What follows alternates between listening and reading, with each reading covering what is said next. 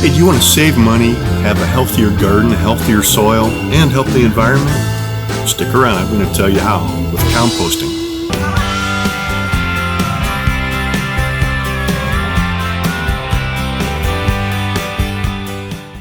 Hey, how you doing today? I'm Rick Bickling. On this episode of the How to Gardener, we're talking about compost.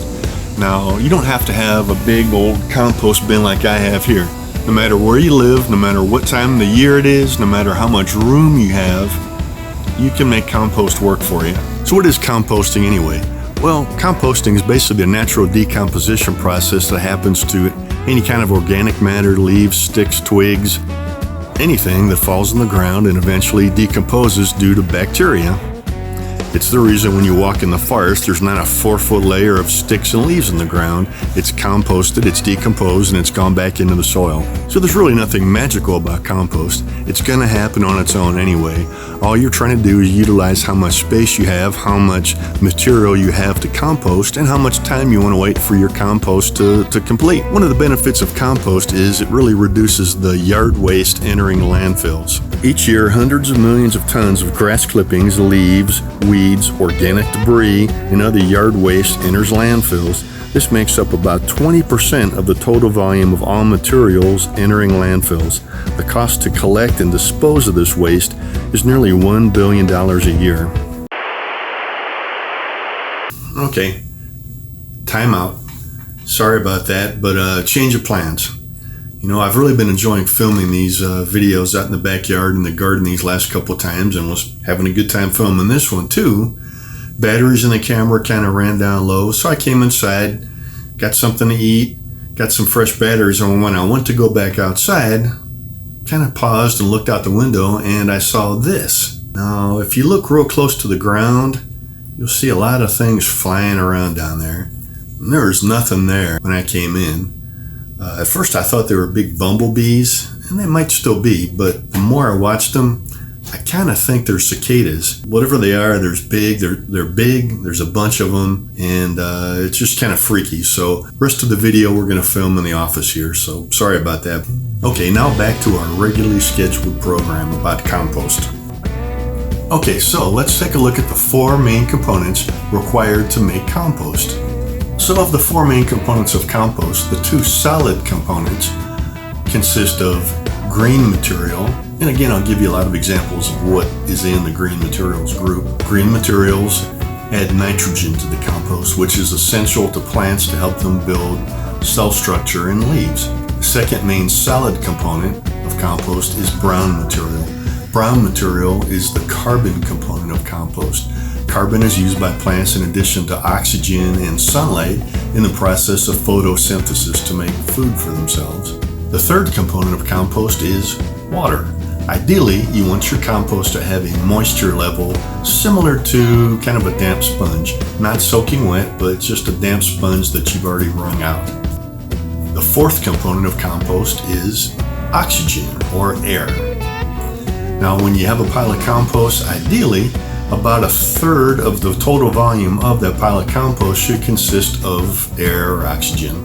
So it should be kind of fluffy and light, not really compacted down. That amount of oxygen allows for aerobic composting, which cuts down on any kind of foul odors coming out of the bin. Okay, so the 2 solid components in compost, brown material, green material, you want to have about a 50-50 mix of each of those. Now again, compost is a natural process.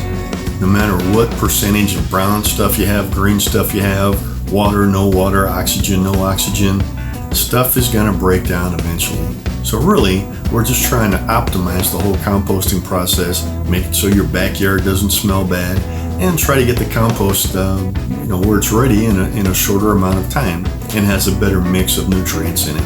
Let's dig a little bit deeper into what you can add to your compost bin and whether it's a green or a brown component.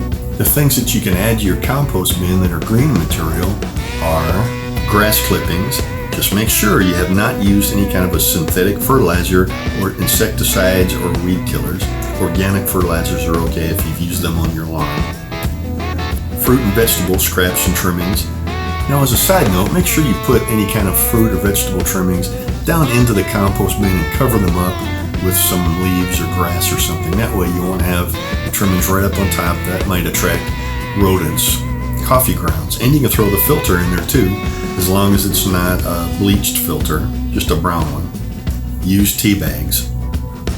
Nut shells, plant trimmings. When you're trimming the bushes or the plants in your garden, throw those in the compost bin, as long as they're not diseased. Cow, horse, or poultry manure. Okay, what kind of things can you put in your compost bin that are brown material? Well, dry brown leaves is probably the most common thing you can put in there. Shredded newspaper, that's fine to put in there. Most newspapers now are printed with soy-based ink, although don't put those glossy inserts in there. Wood chips.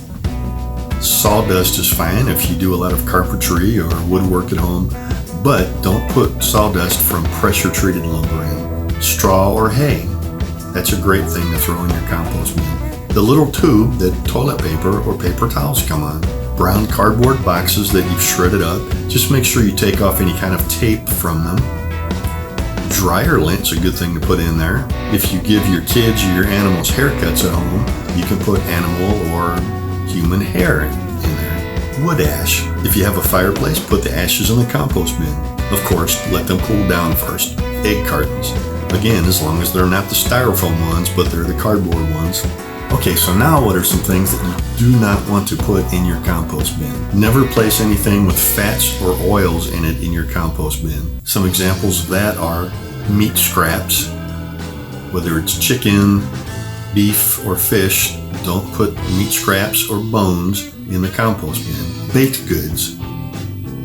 I would recommend you just eat those. Don't throw anything out. Do not put any kind of household pet waste in the compost bin, such as from a dog or a cat. Although I suppose if you do have an emotional support miniature horse, that would probably be okay. Don't put any kind of dairy products in the compost bin, such as butter, milk, sour cream, yogurt, or eggs. Don't put coal or charcoal ash in the compost bin. Well, if you have a black walnut tree, oleander bushes, castor bean plants, hemlock, or eucalyptus trees, do not put leaves or twigs from those in there. One more thing that you probably shouldn't add to your compost bin, not because it's bad, but because it takes a long time to break down, is pine straw, pine needles. Instead of adding that to your compost bin, use it for mulch. It's a fantastic mulch.